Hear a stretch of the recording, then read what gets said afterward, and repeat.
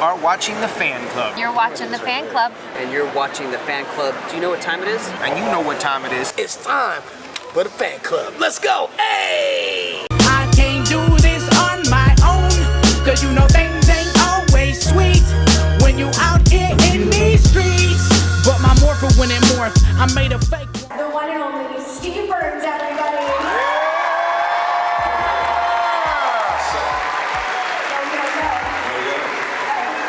You get the big red chair. I feel like you should, like, right? Yeah, I just immediately drawn to that. That's strange. Okay.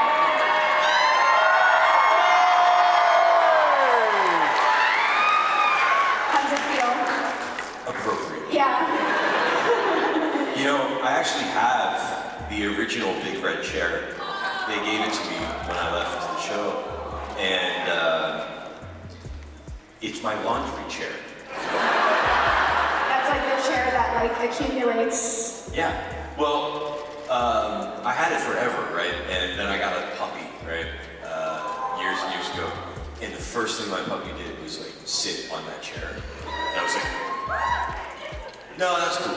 Yeah, that's actually, that tracks. That's actually appropriate. It's fitting. And he like ruined it. Oh no! But it's still great, you know? But the thing about that chair is it's not real comfortable.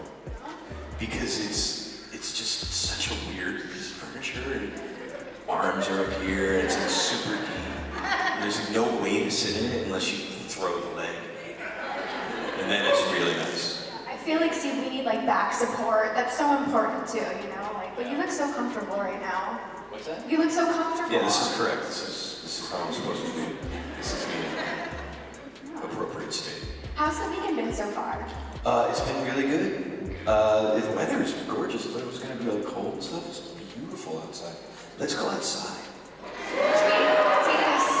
Take it out. All of us will go on an adventure together outside Let's go. into the freezing cold. It's not freezing cold. It's like really nice.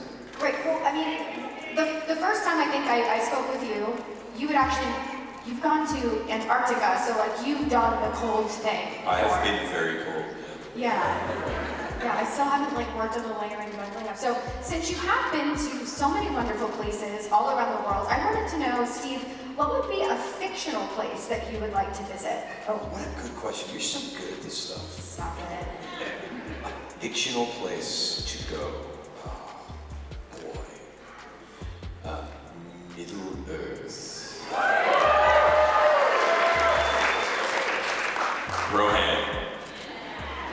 Rohan looks nice. Looks beautiful. It's a little warm though. What's that? A little warm maybe? Well, I think it gets cold in Rohan, doesn't it? Snowhand? Rohan? You know, Gondor looks uppity, but that looks cool. Shire, for sure. Middle Earth. Great choice. I love that choice for you. Yeah. Very cool. Obviously, you've, without getting too specific, worked on a lot of projects or multiple projects of people of all ages, whether kids, adults, grandparents.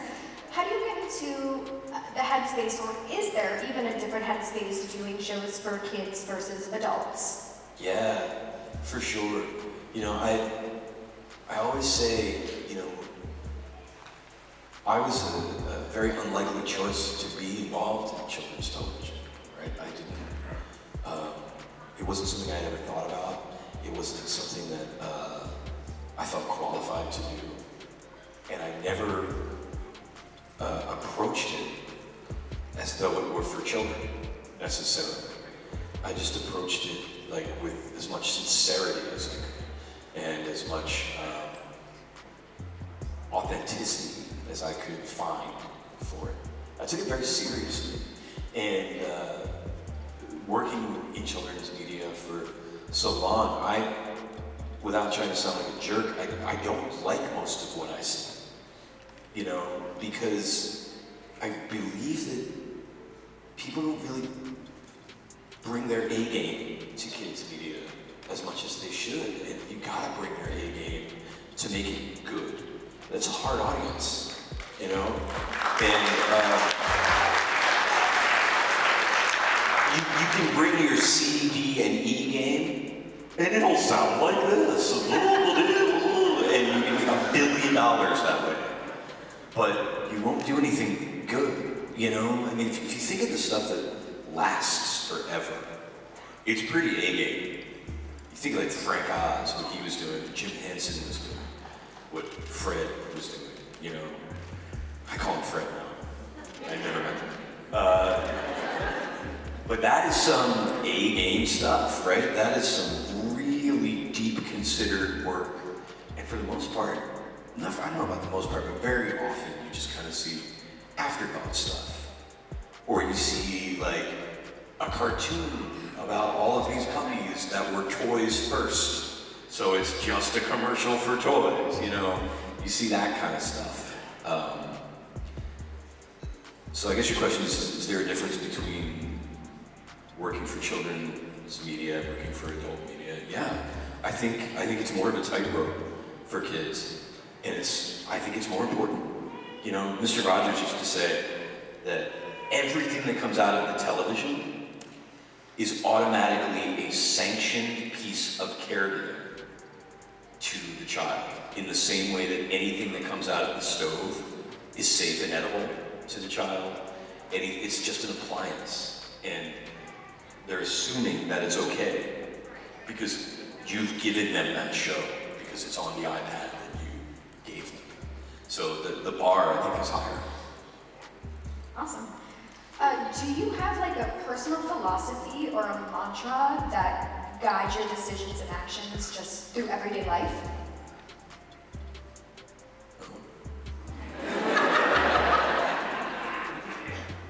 No, not like one distilled mantra or anything like that. You know, I have personal philosophies. I try to be kind, and yeah, I don't have like a saying that I say to myself. Do you? No, not really. Do you? Does anybody? My mom's like a yoga teacher, so she's like good with that stuff, but not me. I can't center my heart or whatever they do. But I have a daily meditation practice, but there's no mantra involved. So. How about since we were talking about your travels, what was the most like exotic or unique food that you've gotten to try? The most exotic or weird food? Yeah, or unique, yeah. Oh man, I've eaten some weird stuff. I remember I was in India for a month with my friend Juggy. He grew up there, so he was kind of showing me India. And we were driving from New Delhi down to Mumbai, right? And we had hired a friend of his family to be our driver. And we were in the middle of nowhere, India, and we stopped to get gas. And there was some dude on the side of the road cooking peppers in a cinder block, you know. And I was looking at him and I was like, and the guy was like, yeah, man, and I got him, and I'm about to eat him, and the driver, who had not spoken to me in 3 days, drops the pump and goes, "Not for you!" And I'm like, and I suffered. I suffered for like 2 days. I think that to this day the most delicious thing I ever ate though was in Cambodia. It was a soup. I think it was called bun bo hoi. And it was the most delicious thing I ever ate. I tried so hard. I tried for years to find it in New York City, and I finally found like a Vietnamese place that knew what it was, and they're like, "Oh yeah, we're not allowed to use that part of the animal here." I was like, "Oh, okay." So yeah, those were some weird things. I ate the fermented shark in Iceland, but that's kind of a joke. They prank that they play on tourists. What's the prank? Like, hey, eat this fermented shark. It's a delicacy. And it's not. It's just disgusting. Joke's on you. You ate it. I was gonna say maybe not necessarily like exotic, but I know is Minneapolis known for like juicy Lucy's? I keep seeing that everywhere. I'm not a juicy Lucy. Thumbs up. Yeah. Highly recommend. Okay. That's a good thing. You should do that if you haven't done it. I haven't yet. It's like a hamburger on steroids. Good old steroid hamburger, I love it. Before we get to questions from the crowd, I wanted to talk a little bit about, because not only are you an actor, but you're also in music as well. I want to know, like, what inspires you when it comes to like creating a song or music? It's weird. It's almost like getting a migraine for me. Like I'll wake up and I'll be like, "There's a song in me today," and it's weird. Like I feel the impulse, you know. I know when it's cooking. But the way I write songs, I'm not just being humble. I'm not a very skilled musician, right? I don't read music. I'm not like a very skilled musician. But what I like to do is produce music. So I will very often just open Pro Tools and do 4 bars and just refine it and crudely smash it, button smash it, you know, and just kind of work a vibe, just like a little 4-bar vibe, a place where the melody goes minor to major or something that inspires me and keeps me interested, and I'll build out from there. There's always like a kernel that inspires me, and I'll build out from that. When's the first time you ever had a guitar in your hands?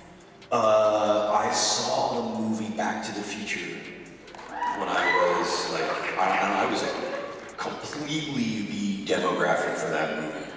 And I was like, oh, well that's cool. Clearly I must become Marty McFly. I'm gonna need a skateboard, a puffer vest, G-jacket, I got it all. And I made my dad cut out a red guitar out of a piece of plywood so that I could pretend I was Marty McFly. And I would just walk around with it, you know.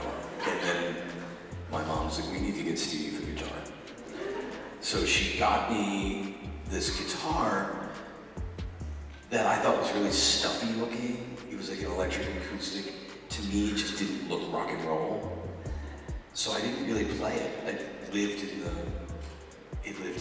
the closet, and I would play this acoustic guitar that I was learning on. And then when I was 25, I was like, I wonder what happened to that crappy old guitar that Mom got me. It was a Gibson ES-110 that she got randomly at a garage sale for like $50. It's a really, really nice guitar. And I opened it up, I was like, what? And that's my main guitar. The Flaming Lips have recorded that guitar. My friend in that band was like, can I use that? I'm like, yeah, man. So it's like a really cool axe that I have. Was the first song you learned how to play Johnny Be Good? No, but one of the first ones I tried to learn, yeah, but it was beyond me. I was a big fan back then of early YouTube, and that stuff's easy, really easy. So I played a lot of that at first. All right, well, if it's okay with you, like I mentioned before, we do have a microphone over there for whatever questions you guys may have that are appropriate with everything going on in the acting world right now. And if we got to pivot, we'll pivot. So, all right, go ahead. What's your name? What's your question? Hi, Brett from Hibbing here. I just want to start off by saying you were like a god to me when I was a kid. You were on my TV every day. Oh, God. Yeah, you are God. All right, then my question for you is, do you prefer bidet or just toilet paper?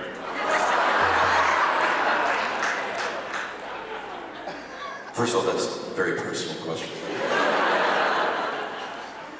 I like a bidet. Yeah. I love your applause. The applause for bidets here, yeah. Yes. Great question. Great question. Okay. Hard-hitting question. Yeah. Hi, what's your name? Charlie. Hi, Charlie. What's your dog's name? I better be pleased. No. My dog passed 3 years ago. I know. I'm still upset. His name was Burgess Meredith. Because Rocky is my all-time favorite film. And I just love that actor. And I loved Mickey from Rocky. So we just called him Mickey.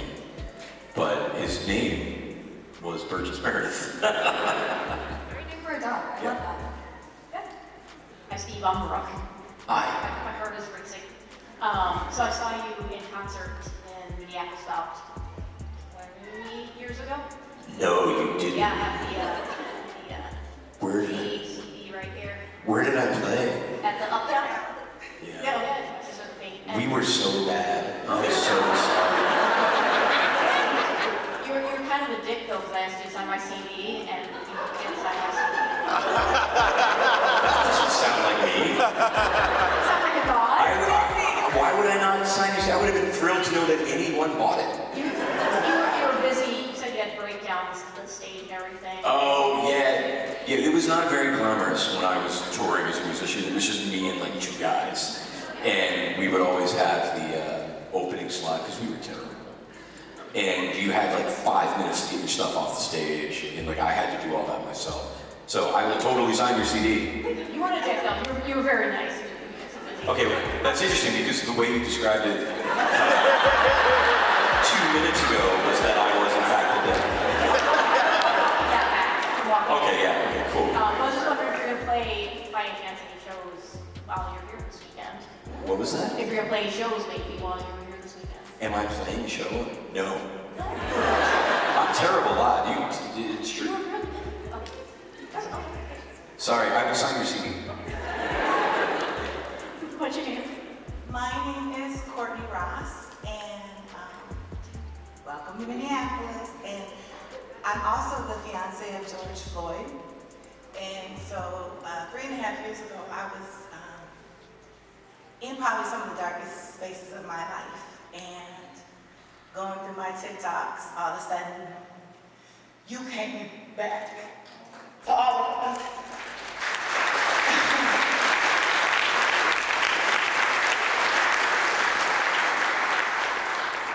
I will never forget how fulfilled my soul felt when you just looked at us again. And that's how we're doing.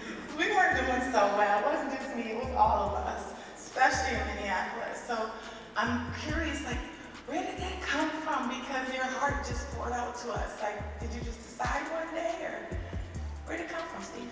Well, how are you doing? I'm healing. Yeah, I'm you look healing. good. You look good. I'm healing.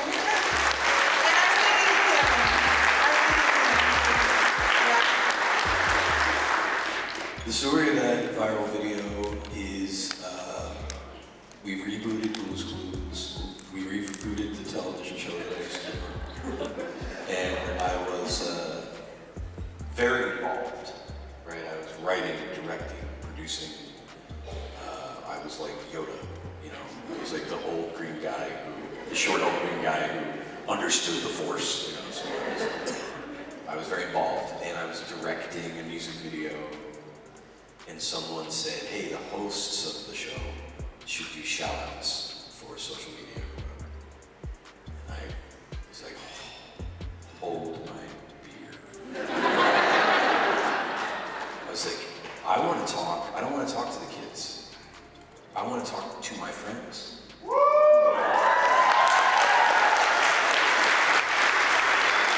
So the kids don't know who I am, you know, but I want to talk, I want to continue the conversation that we started 20 years ago, you know, 25 years ago.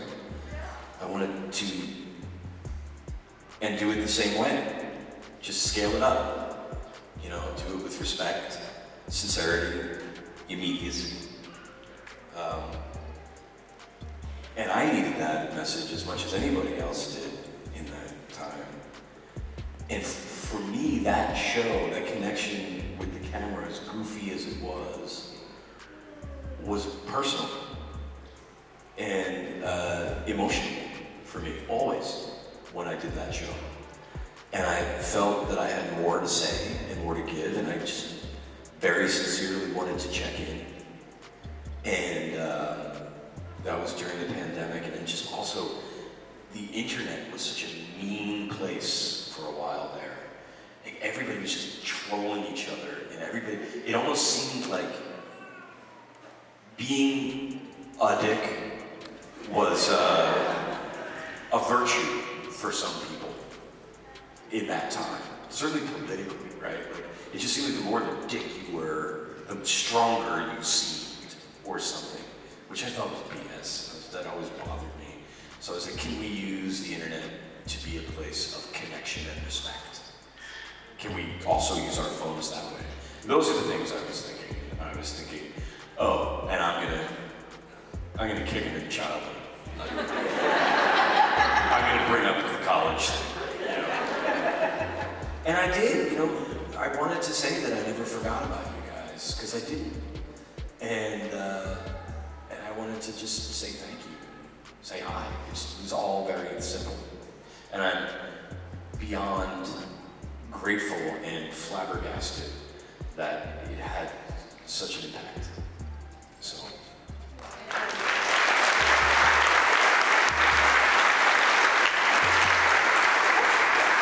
Hi, Steve.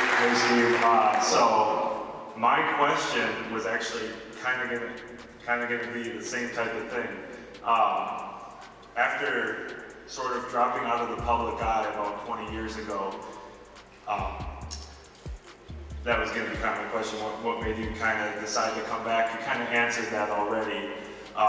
So I just wanted to say in response to that, thank you again, because 2 years ago when I saw that viral TikTok, it really brought tears to my eyes because of how much you meant to me in my childhood, and I really needed that in that time, and so that's kind of just going off of the question before. So yeah, so I guess I don't really have a question anymore other than saying thank you. What is your name? My name is Max. I actually met you yesterday. Yeah. You're welcome. Thank you so much. What's your name? Hi, Steve. My name is Lisa, and I'm a mom of 5. So I'm kind of coming at this from a different perspective. I just want to say thank you for all the things that, you know, all of your shows. You came into my living room for over 12 years, because even though you were gone, the videos, the CDs and the DVDs and all that stuff kept coming. And it was great because it was quality programming, and I thank you for that. I think I have to tell you that one of my favorite shows was the one where you talked about changing your scary dreams into happy dreams. And as a mother of 5, that at any given time during the night I could hear your feet running down the hallway because somebody had a nightmare. Showing them that show was very helpful for my kids. So I just want to say, that's one of the best ones that I can remember. I forgot about that. That's a good one. My question for you is, as you have to climb into your character, did you have the opportunity to present ideas for your show? Yeah. You know, we can talk about that kind of stuff, right? If you're comfortable, I mean, technically, We can talk process and stuff. Process, yes. Yeah. Yes, of course. You know, that show was sort of like a game show. Which one is the triangle? Do you know? Good job. You know. And I added a whole lot of perspective to the character. I think any actor does, right? And as is often the case, the quirks and the things and the details and the things that I added became conventions of the show. You know, for example, I remember I was just talking to Angela last week. She created the show. She said, "Do you remember when you sat down in the chair and was like, I think this guy would sing when the mail arrives." You know? So stuff like that. And I think that to keep it less about any particular show, I think that that's a very common thing. You know, when you inhabit a character, you know, the things that become hooks for you, conventions for you, often become conventions of the show. So that happened there too.